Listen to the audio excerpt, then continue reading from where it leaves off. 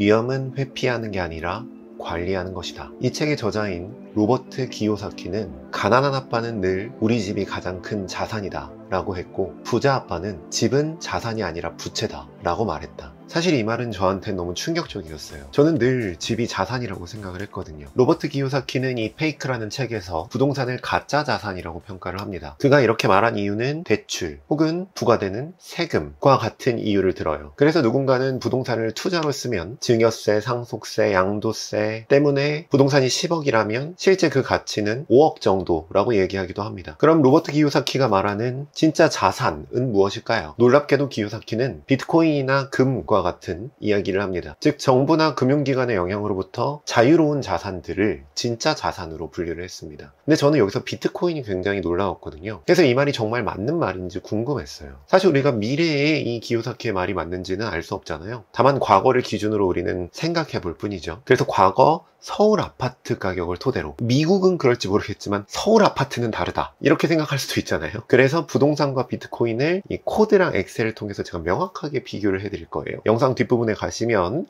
정말 놀라운 결과들이 준비되어 있으니까요, 끝까지 시청을 좀 부탁드립니다. 자, 한번 보도록 하죠. 먼저 서울 아파트 매매 가격 평균 가격은 이미 다 조사되어 있습니다. 그래서 부동산 정보 통계 시스템에서 가져왔고요. 이 자료를 엑셀로 다운로드를 해서 요 서울 2012년도에는 약 5억, 그리고 2013년도, 2014년도에는 약 4억, 이 자료를 다시 정리를 해봤어요. 보면 서울 아파트 가격의 상승이 굉장히 가파르게 증가해 왔다는 걸 알 수가 있습니다.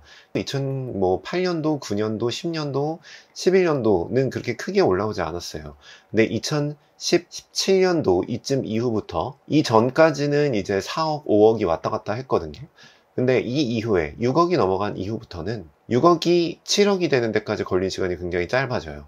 그리고 7억이 8억이 되는 데까지 걸린 시간이 또 굉장히 짧아집니다. 그리고는 또 왔다 갔다 변동이 있다가, 그리고 9억으로 넘어가고 9억에서 10억을 거치지 않고 바로 11억으로 가는 거죠. 그리고 10억으로 좀 내려왔다가 다시 11억으로 올라가 있습니다. 엄청난 상승이 이루어져 왔다는 걸 알 수가 있죠. 아파트 가격이랑 비트코인을 비교하기 위해서는 몇 가지 가정이 좀 필요합니다. 그래서 가정을 좀 가져와 봤어요. 먼저 2017년도 10월부터 비트코인이 나왔기 때문에 서울 아파트 평균 매매 가격을 2017년도 10월 걸로 가져왔습니다. 그리고 그때 가격이 5억 8천만 원 정도인데, 대출을 5억 정도 받았다라고 치고 현금이 약 8천만 원 정도 있었다라고 가정을 해볼 겁니다. 그리고 당시 이제 보금자리론 금리가 3.35% 30년 때문에 고정금리로 30년 받았다. 3.35% 대출을, 그죠? 이 5억짜리를 이렇게 받았다고 치고요. 제 월수익이 한 400만 원 정도였다고 가정을 해보겠습니다. 그리고 공시지가를 매매가의 60%라고 가정을 해서요.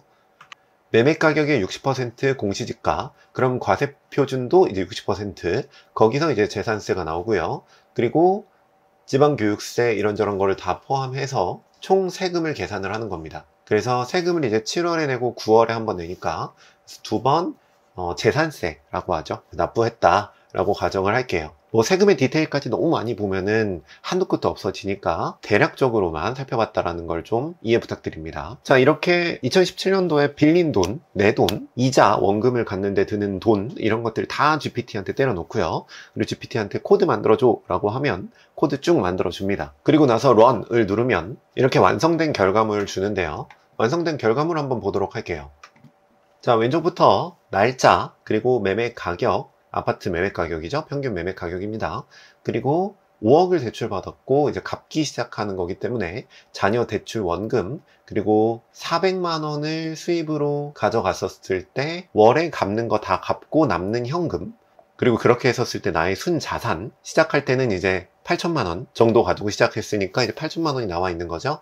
세금 납부할 거 있으면 세금 납부, 그리고 원리금, 월에 이제 갚아야 되는, 은행에 갚아야 되는 돈입니다. 그리고 누적 수익률, 굉장히 가파르게 올라가는 걸 볼 수가 있는데요. 이 누적 수익률은 내 순자산을 기준으로 이 수익률을 판단해 본 겁니다. 그래서 거의 2달 만에 순자산이 2배로 뛰어오는 거를 확인할 수가 있죠. 왜냐면 아파트 매매 가격이 어마어마하게 뛰어 올랐으니까요. 자, 월 수입 400만 원에서 원리금이 이제 220만 원 정도 나갑니다. 그리고 나면은 남는 현금이 한 170만 원 정도 남는다는 거죠.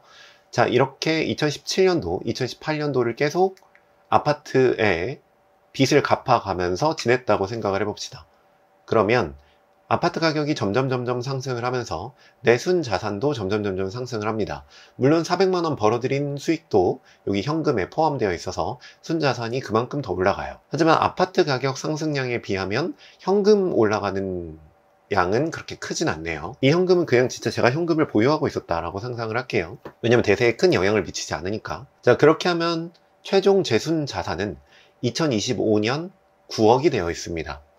이 9억이라는 순 자산은 8천만 원에서 시작한 것에 비하면 정말 어마어마하게 올라와 있어요. 거의 한, 그죠? 9배 넘는 수익률을 기록을 하고 있습니다. 심지어 MDD도 그렇게 높지 않아요. 마이너스 12% 정도. 부동산이 살짝 떨어진 시기가 있었는데 그때 한 마이너스 12% 정도.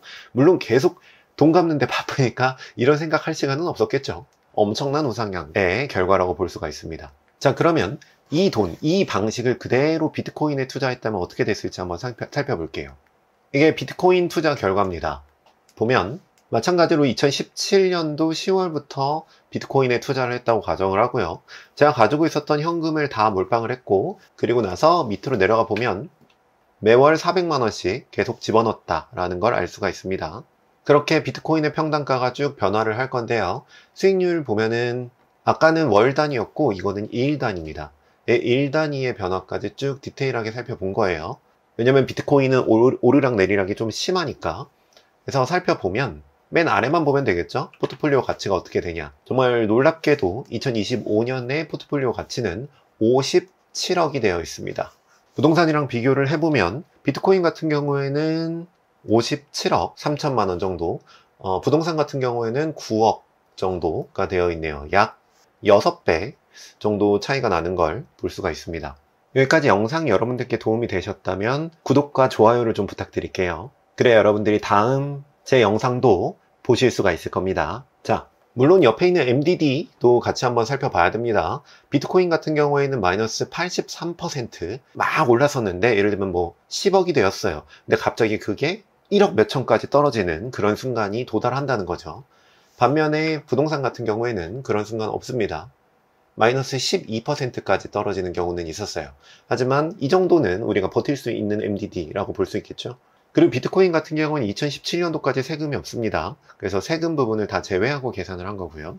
뭐 수수료 부분이 좀 있을 수 있는데 수수료 0.05% 정도 매수 매도의 수수료가 있을 수 있는데, 매도 수수료는 없다고 치고 매수 수수료가 있을 수 있지만 대세에 큰 지장이 없을 만큼 작은 부분이기 때문에 그건 넘어가도록 할게요. 자, 근데 이렇게 비교하면 이렇게 말씀하실 수도 있어요. 그럼 비트코인이 올랐으니까 네가 그렇게 말할 수 있는 거 아니야? 라고 말씀하실 수도 있을 것 같습니다. 물론 맞는 말이에요. 근데 생각해보면 그 가정은 부동산도 마찬가지입니다. 부동산은 원래 우상향해 라는 이 믿음의 기반은 집은 누구나 필요해, 거주는 굉장히 중요해, 이런 믿음의 기반일 수도 있지만 그것만으로는 지금 월급을 아득히 넘어서는 이 가격이 설명이 되질 않아요. 서울 아파트 내 집 마련하려면 지금 평균 연봉으로 25년간 숨만 쉬고 모아야 됩니다. 숨만 쉬고 25년간 모아야 되는 게 거주의 의미인가? 설명이 되지 않죠. 때문에 이 가격, 10억이라는 가격은 투자의 개념이 들어가야 설명이 가능해집니다. 결국 부동산의 우상향의 기반에는 국가가 찍어내는 화폐량이 증가해서 자산 가격이 올라간다 라는 팩트와 믿음이 필요해요. 근데 기요사키는 이런 얘기를 합니다. 화폐량 증가에 따른 자산 가격의 상승은 수량이 정해져 있어야 된다는 거예요. 수량이 정해져 있는 자산, 예를 들면 뭐가 있을까요? 금, 은, 비트코인, 뭐 이런 것들이죠. 어찌 보면 화폐량 증가에 따른 이 자산 가격 상승의 논리를 가장 잘 따르고 있는 거는 상대적으로 부동산보다는 비트코인이 조금 더 잘 따라가고 있는 거죠. 근데 알겠는데 우리는 왜 이 57억이 잘 안 될까요? 우리는 보통 비트코인이나 이런 투자 자산에 투자를 할 때 과거의 데이터는 전혀 무시한 채 자신의 감으로, 자신의 직관으로 투자를 합니다. 너도 나도 막 올랐었을 때 내가 위험 자산에 이 정도 투자할 거야 라고 생각했었던 그 금액이 100만 원이면 100만 원, 1000만 원이면 1000만 원, 너도 나도 다 살 때 그때 다 몰빵을 해버립니다. 그리고 나서 마이너스 50%가 찍히잖아요. 그럼 그때부터는 그 거래소를 쳐다보지도 않아요. 역시 비트코인은 구려, 역시 비트코인은 투기야, 뭐 이런 식으로 생각을 하죠. 근데 만약 비트코인이 위험하다고 판단을 했어요. 과거에 이런 식으로 투자를 하면 조금 더 현명하게 투자를 할 수 있겠다 라는 판단의 원칙과 기준을 세웠습니다. 그 원칙과 기준으로 투자를 해서 예를 들면 가지고 있는 자산의 5분의 1만 투자했다고 생각을 해볼게요. 그럼 57억의 5분의 1이잖아요. 11억, 12억이 넘어갑니다. 그럼 아까 부동산이 9억이었죠. 그럼 부동산에 투자했었던 것의 가치를 5분의 1만으로 넘길 수 있죠. 그럼 나머지 5분의 4는 5분의 1은 여기다 투자했다고 하고, 그럼 이제 11에서 12억이 되었다고 치고 나머지 5분의 4는 또 다른 곳에 투자할 수 있었겠죠. 그렇게 전체적인 MDD를 낮추면서 누적 수익률을 높이는 방법을 우리는 투자에 활용할 수 있었습니다. 그럼 이건 과거의 얘기니까 끝, 이렇게 생각할 수 있을까요? 앞으로도 계속 화폐량은 증가할 겁니다. 그리고 자산 가격은 계속 상승할 거예요. 우리는 지금도 여전히 위험을 관리할 수 있어야 되지 않을까라는 생각을 해봅니다. 또한 어떤 분들은 이렇게 생각하실 수도 있겠어요. 부동산은 그래도 리스크가 작지 않냐? 근데 이 부동산의 리스크는 사실 MDD라고 보기에는 조금 곤란해요. 부동산의 리스크는 부채입니다. 처음 빌린 5억, 그게 부동산의 리스크죠. 만약에 처음 빌린 5억을 갚아낼 수 있는 여력이 없어진다면 집이 날아가는 거죠. 꾸준히 400만 원을 8년간 한 번도 쉬지 않고 계속 벌어야 된다라는 게 사실 부동산의 리스크다라고 볼 수가 있겠습니다. 이 리스크랑 비트코인의 하락 리스크를 비슷하다고 볼 수 있을지 없을지는 잘 모르겠어요. 근데 어찌됐건 둘 다 망할 수 있다. 적인 측면에서 보면 비슷할 수도 있겠다라는 생각이 듭니다. 여러분들은 어떻게 보셨나요? 저는 부동산 투자가 잘못됐다고 생각하지는 않아요. 당연히 절대 그렇게 생각하지는 않습니다. 사실 로버트 기요사키가 이야기하는 측면들이 그는 이미 매우 큰 부자가 되어 있기 때문에 그의 관점은 저 같은 일반인들이 판단하는 관점보다는 훨씬 더 먼 미래를 보는 것일지도 몰라요. 하지만 기요사키의 말에서 제가 가장 크게 와닿았던 건 뭐냐면 위험은 피하는 게 아니라 관리하는 거다 라는 말이었습니다. 생각해보면 저는 과거에 안전한 투자법이라고 생각되는 투자법에만 몰빵을 했어요. 심지어 부동산도 대출이 너무 크니까 무서워가지고 좀 피했었죠. 그래서 언제는 SCHG, 제피 이런 거 주구장창 산 적도 있었고요. 언제는 무조건 나는 포트폴리오만 한다, 자산 배분만 했었던 적도 있었습니다. 그런 안전한 투자가 좋았던 점은 제 작은 자산을 지켜줬어요. 잃지 않는 투자. 하지만 그런 투자로는 자산의 증가 속도, 부동산의 상승 속도를 절대로 따라잡을 수가 없었습니다. 즉 절대 그런 투자로는 집을 살 수가 없는 거예요. 그래서 우리는 어떻게 해야 되는가? 제 생각에는 우리가 지금 막연하게 생각하고 있는 위험한 투자라고 하는 것들, 예를 들면 레버리지, 예를 들면 비트코인, 예를 들면 알트코인, 이런 공격적인 투자들을 과거의 자료와 백테스트를 기반으로 똑똑하게 섞을 줄 알아야 됩니다. 그래야 부동산 가격의 증가 속도를 넘어서서 우리도 또한 기요사키 같은 부자가 될 수 있겠죠. 물론 과거 엑셀에서 보셨듯 위험한 투자는 이 옆쪽에 있는 MDD와 엄청난 변동성을 견뎌내야 됩니다. 그럼 그건 어떻게 견딜까요? 그건 못 견디는 거 아니냐? 인간은 못 견디죠. 인간은 견딜 수 없어요. 우리가 이런 차트를 본다면 올라갈 때는 분할해서 계속 매수할 수 있을 겁니다. 하지만 떨어질 때는 이걸 매수할 수 있는 인간이 그렇게 많지는 않아요. 인간은 원래 그렇게 생겼습니다. 이건 어쩔 수 없는 거예요. 심지어 우리는 어떻게 하냐면 여기서 매도를 하거나 나중에 더 오르기 전에 매도를 그냥 해버려요. 그리고 나서 후회를 합니다. 어쩔 수 없는 거예요. 그게 인간의 심리니까요. 때문에 우리는 인간의 심리에서 벗어나서 원칙에 따른 투자를 해야 됩니다. 저는 어떻게 하냐면 코드가 매매를 하도록 만들어냅니다. 기계처럼 투자한다가 아니라 기계가 투자한다. 저는 이게 개인 투자자가 해야 되는 궁극적인 방향이라고 생각을 해요. 이 방향은 심지어 시간을 쓰고 마음고생하지 않고도 계속 애플리케이션을 보면서 차트를 바라보지 않고도 원칙을 지키면서 더 똑똑하게 투자할 수가 있죠. 제가 하는 방법론들이 궁금하시다면 고정 댓글 참고해 주시고요. 오늘은 여기까지 진행해 보도록 하겠습니다. 끝까지 봐주셔서 감사하고 다음에 또 뵙도록 할게요.